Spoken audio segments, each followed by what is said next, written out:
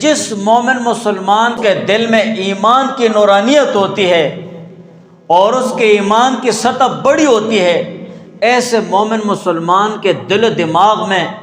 ایک ہی چیز کی بہت بڑی ہرس ہوتی ہے، اور وہ ہرس یہی ہوتی ہے کہ وہ ہر چیز میں دین اور دینداری کے کاموں کے ماں سوا دنیا داری کے کاموں میں بھی اللہ تعالیٰ کی رضا ڈھونڈتا ہے، حضور علیہ السلام کی خوشنودی ڈھونڈتا ہے۔ بس اس کی ایک ہرس ہوتی ہے، ایک تڑپ ہوتی ہے۔ کوئی دنیاوی کام بھی کرتا ہے تو اس کے دل و دماغ میں یہی چیز ہوتی ہے، مجھے اس پر اجر ملے گا یا نہیں، اس پر اللہ تعالیٰ کی رضا ملے گی یا نہیں، اس میں حضور علیہ السلام کی خوشنودی ہے یا نہیں۔ یہ دنیاوی کام کر رہا ہوں، کوئی چیز کسی کو دے رہا ہوں یا لے رہا ہوں، کوئی کام کر رہا ہوں، محنت کر رہا ہوں، مشقت اٹھا رہا ہوں، اس میں مجھے کیا ملے گا؟ یہ عقل مند مومن مسلمان کی بہت خاص نشانی ہے،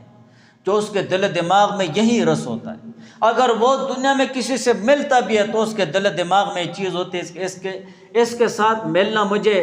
دین اور دینداری یا اللہ تعالیٰ کی رضا